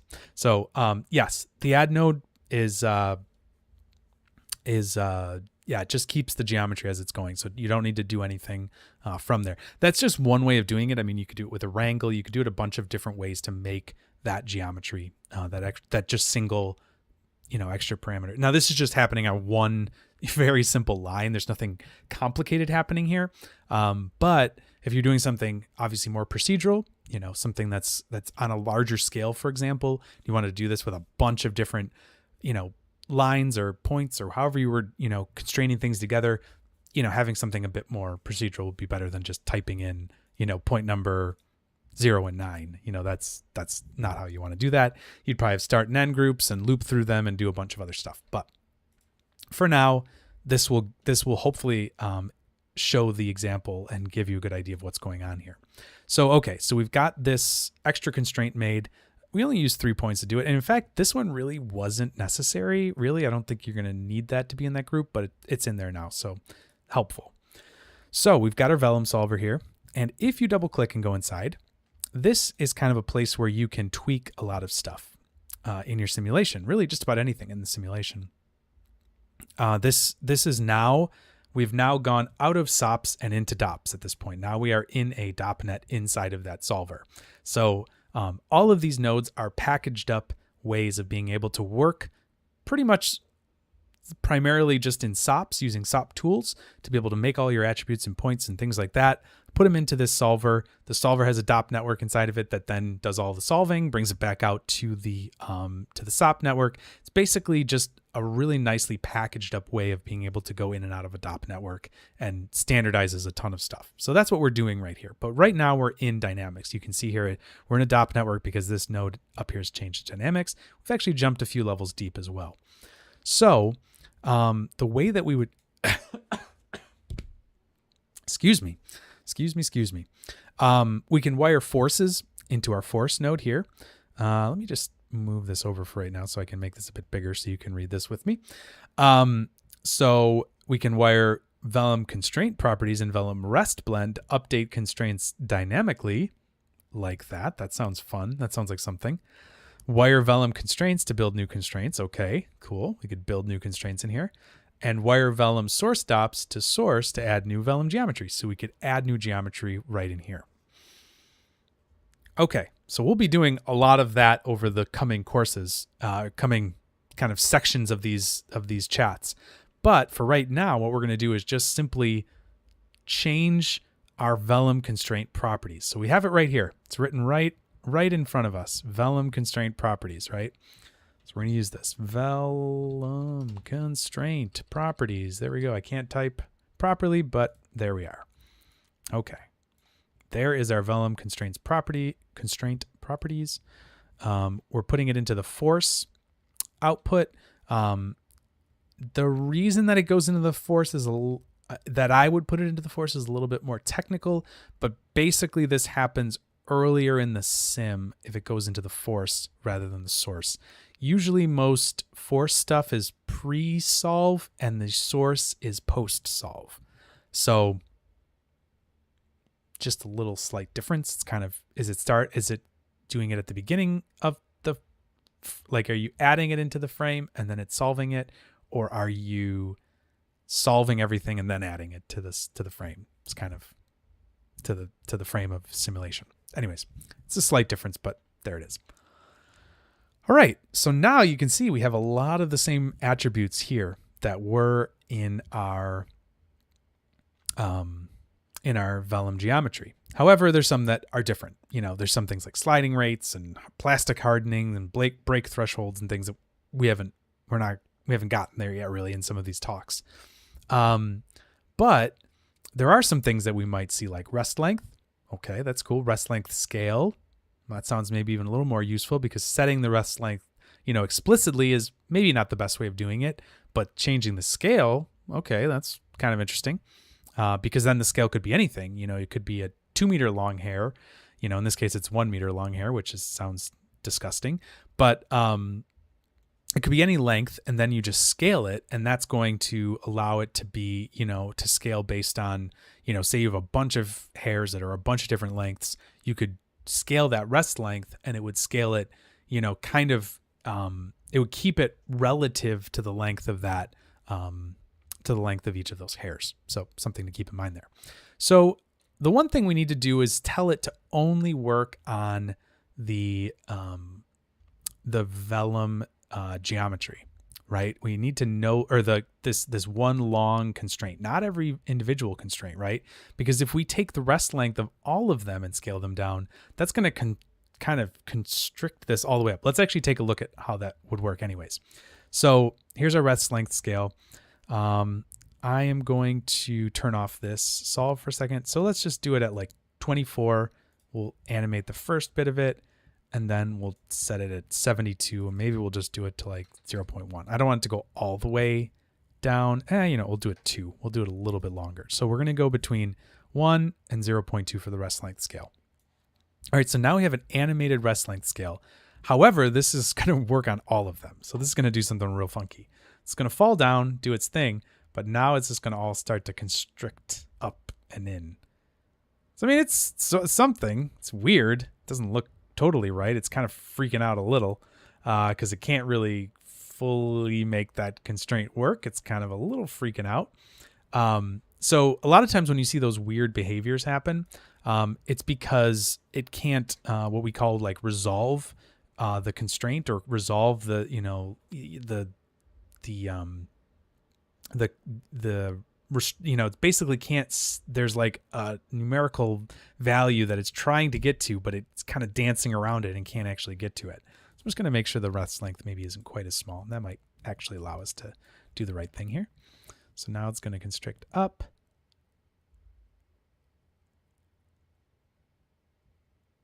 Yeah, there we go. Doesn't seem as angry. Cool. All right. So that's all well and good, but we don't want it to do that, right? We want it to just constrain that one long primitive.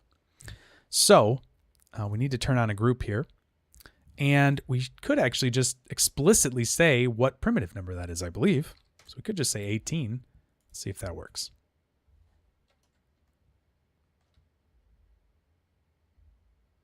Nope, that doesn't work. So, all right, so that's no good. That's not going to do what we need it to. So now let's just jump back up here. And instead of putting it into this stretch group, because that's going to put it into all the same, it's going to put it all into the same as these top stretches. Let's put this into a group called, we'll just call this one distance, because it's the distance between the two ends, basically. It is actually a type as well, but whatever. It gives us something specific to look for. So let's grab distance here. I was kind of hoping the number would work, but I was actually a little unsure if it would. Actually, just one thing to note real quick. The reason that this is working the way it is, like if we look at this, this just has one primitive here that we're seeing. The reason that this is actually working is that the geometry that we're working on is the constraint geometry. Now, I don't want to go too far into DOPs, but something just to know about any DOP object is like when you're doing your solve, you're working on an object, right? There's different objects that get brought in here. So here there's a Vellum object. There's also external. So this external is going to be our collision, right? Our collisions. And our Vellum object is going to be the actual, specific piece, this Vellum, piece that we've created, right? In this case, it's this hair, it could be cloth, could be whatever. But it's the object that holds all the data for this specific piece of Vellum whatever that we're making. So if we pop this open, there's going to be a couple things in here that are going to be easy to read. Those, first of all, is going to be geometry, right? So this is all of our Vellum geometry, right? So this is stream 1 that comes in, is this geometry. So this has one primitive and a bunch of point attributes. Now the second one is collision geometry. If we look at this, this hasn't been like initialized yet, but if we go to the next frame, oh, sorry, not collision, constraint geometry. My bad. I'm like, why wasn't that initialized? Constraint geometry. Again, it's getting a little late. We're almost done. So in this case, this is where all of our constraint information that came on that second stream lives in our DOP network, right? When we get into this DOP world. And so whenever you're doing things inside of one of these solvers and you want to adjust the constraints, right? You want to do something like this, like a property, or say you even wanted to do a wrangle, right? Like a geometry wrangle or something, whatever. Well, you got to look over here and see what geometry it's being done on, right? Whenever you're in dynamics, you need to know what geometry you're working on. So like in this case, this is working on geometry, but if we do constraint geometry like that, now we can see that these are both working on our constraint geometry. It's a small difference, but it's something that you really need to understand when you're working in DOPS. It's a really important little piece of information, because otherwise you'll be doing all this stuff and be like, why isn't this working? I feel like this is a really simple thing that I should be able to do. A lot of times it's just that you're pointing it to actually work on a different piece of geometry, because a DOP object can have a bunch of different types of geometry underneath it.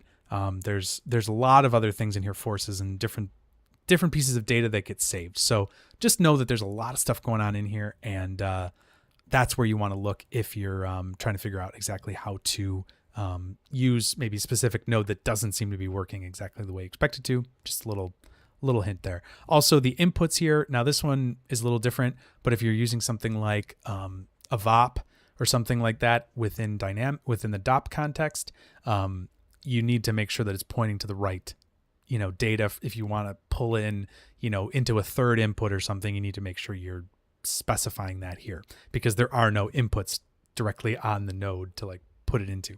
Anyways, a little bit of a tangent, but something good to know, because there's other things in here. So, okay, we've got our rest scale here. We've got our distance. I have a feeling this is going to work. So let's take a look at what's going on here. So now our constraints fall down, and this is going to kind of wind its way back up. Now in this case, 0.3 is actually a pretty far distance to have this constraint be kept at, because it's only going about, roughly a third of the distance up. So it's getting to right about a little past this fourth point here. So we know that we can actually go quite a bit further if we wanted to. So let's do something like 0.1, maybe. It's probably too close. Let's do 0.15. Let's try that. So now we have one single constraint that we're able to animate. We're still simulating here. We're still doing all of the stuff that we want it to be doing, but we're able to do something really specific like this, where we're got a little wiggle going on in there. So that a lot of times comes from the fact of like, okay, yeah, that's still too close for it to try to be able to actually stably kind of have that constraint go into this kind of stable state. So I'll give it a little bit more distance there, and should hopefully be happy here. Yep, and it is. And so just remember that what we could also do here, we could jump back up and set this stiffness a little higher, maybe, I don't know, maybe there. I think that was roughly where it was before. Let's see what that looks like. So that should actually keep those from being able to bend quite so much. So now they're quite a bit more open, right? So they can't actually loop around quite as hard.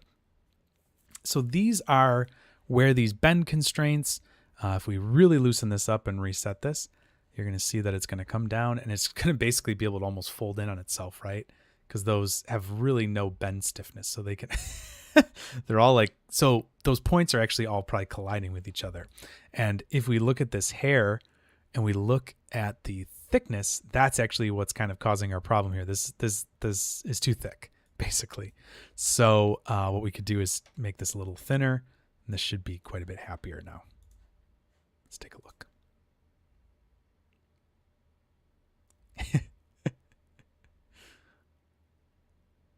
It's a little freaking out, but it's doing its thing.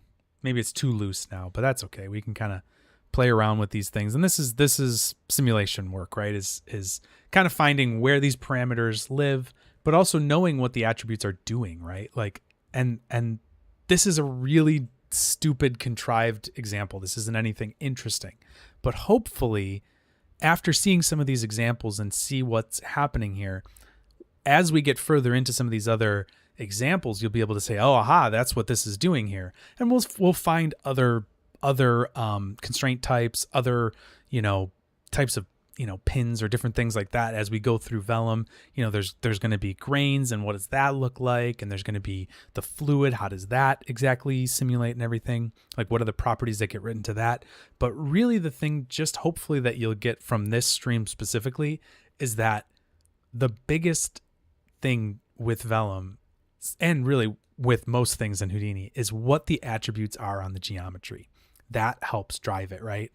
Because really all we did right here is we didn't have to get into some constraint node and know the right way to do this parameter and do this thing. It's like, if those attributes are written the right way and are done in the right order and have, we're using the right type of constraint, basically, that's it. It does what you want it to. You can animate it and do all that sort of thing. So you could see how, you could take a bunch of constraints. Maybe you had something like your cloth, right? And you wanted to do something similar to this. Maybe you could do that real quick. Actually, we'll just do something real simple with that. Let's take our cloth here, and what we could do. Where's this? Just do one more little example here, and this will be hopefully a little more interesting. What we can really just do is make a constraint make a group on some of these constraints here. So let's say that we're going to constrain our distance ones. So we know that we're going to just be constraining these distance. So we have 0 to, actually we can just say type distance. So we can do this. We'll do group. Actually, we'll do this. We'll do group by range. So let's do this. So this is going to be, we'll just say tighten. I don't know. It's going to tighten up the distance. I don't know. Whatever. It's fine. So the base group is going to be, we're going to use type distance. And so that's going to be all of the distance constraints right there. And so now we have this tighten group here. And let's say select one of two. I don't know. Let's do something. Why is this not showing up? I don't understand why that's not showing up here. Do I have something on that's causing that to not be shown?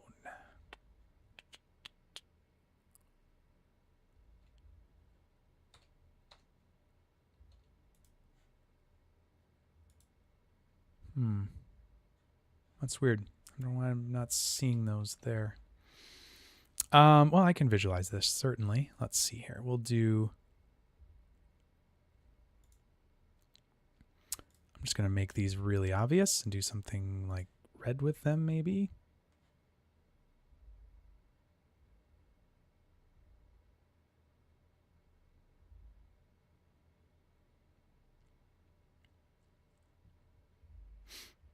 Let's do something like this, one of 8.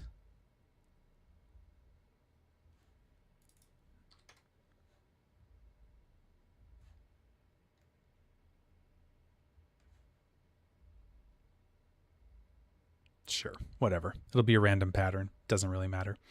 So I'm just selecting a bunch of those randomly. I'm going to bring them into here, and we're going to say Vellum constraint properties, same thing. We're going to add that there. We're going to grab the group. We're going to say tighten. And again, I'm going to turn this off. Set it like that. We're going to basically do the exact same thing. Rest length scale here, and maybe let this go a little longer, and we'll say, I don't know, 0.5 for that. And see what this does. I have not tried this, so we'll see what happens. No idea what this is going to do.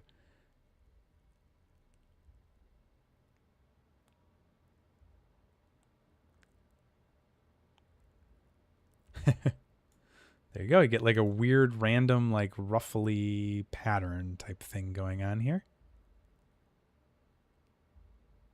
A little strange. Let me set that back a little less. Maybe we'll just do 0.8.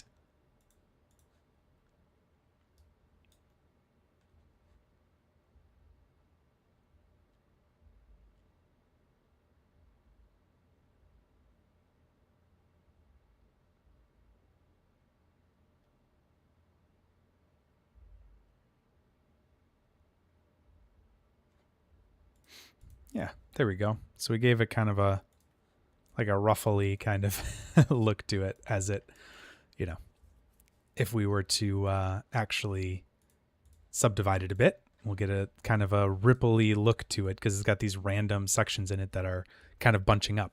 And you could obviously art direct that even more if you wanted to. You could use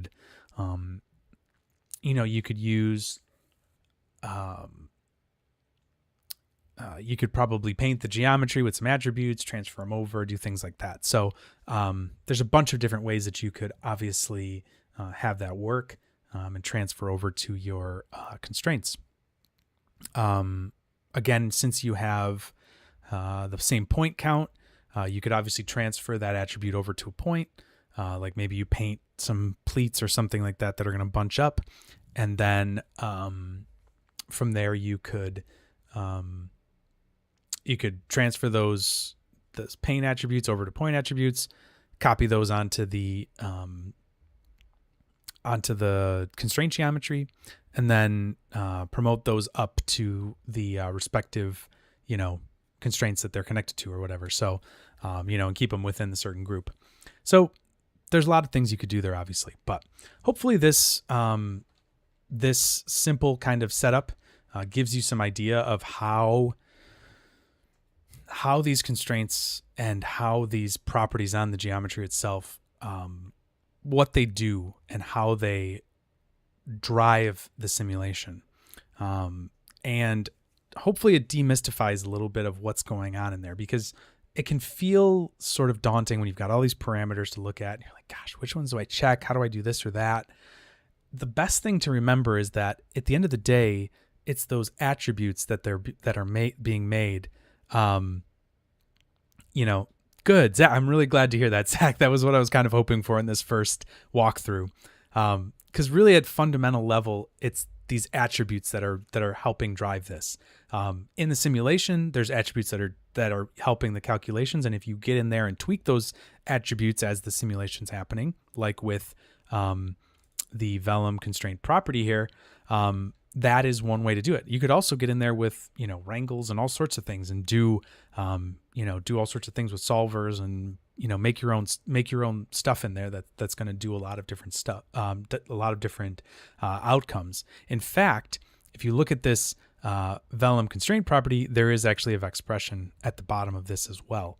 So that can actually drive these properties using Vex just within this one node itself. So there's a lot that you can do, and we'll get into some more interesting use cases in the coming examples. Like next week, I want to talk about cloth and go through that, and we'll look at tearing and some of the basic things there. Yeah, for sure. Yeah, the animation of constraints. Yep, for sure. We could definitely, I'm sure that'll come up in plenty of these other examples, because that's a lot of how we do those, different, setups and things like that. You add an attribute that goes in there, and then maybe over time you use that to drive something in your simulation or do whatever. You could even use those noises and attributes, randomize things to create patterns of stiffness or whatever. There's all sorts of different things that you could do with that. But yeah, hopefully this gave you a nice solid foundation that we can continue to kind of build on and work off of, and go through the rest of Vellum. And if along the way you guys have any are like, oh man, I thought I understood this, but I'm not, we'll stop and we'll try to break it down. Heck, there's stuff that I'm going to learn throughout all of this too. Like tonight, I learned some stuff. So I thought I knew how something worked and I didn't. So that happens every single time. So, so I think that's where we're going to sort of end the stream tonight. Hopefully, like Zach said, you've got a better foundational understanding of what's going on in these nodes, and that yes, there's some black magic going on inside of there. There's some dark arts that are being performed in those spaghetti, rat's nest of nodes inside of these Vellum constraints, but what comes out at the end is really the important thing. The stuff that's going on in there is making your life easier in most cases, but it's not the end of what can be done. You can do just about anything to these attributes once they come out. You'll see that a ton of times. You see that with even what someone like Mark, when we were chatting last week about it, he's using these nodes to help him, but not to limit him, right? Not to limit what is able to be done. You can take the outputs of these nodes, and as long as you know what those attributes on those points and primitives and things like that are doing, you know where to go with it. So hopefully you guys were able to get a lot out of this. We've got a lot more that we're gonna go through. Lots of different examples. I've updated my schedule on the website. So if you go to Houdini Hangout, there is a schedule on there that'll say, hey, this is what we're going to be doing each of these weeks. It's got whether we're talking about cloth or grains or whatever. Next week will be cloth. I forget kind of the order I put them in. I tried to make them in some sort of logical order. It might change maybe, but I'll try to make sure that I keep to that schedule as best as I can. There's also an invite there for Discord. So if you need some help with something, really anything, you can always go into the help section there and drop some information about what you're working on, maybe screenshot, video, maybe a HIP file, whatever. And we'll all try to work through it. So anyways, thank you guys so much for watching. Thank you for commenting and being part of the chat.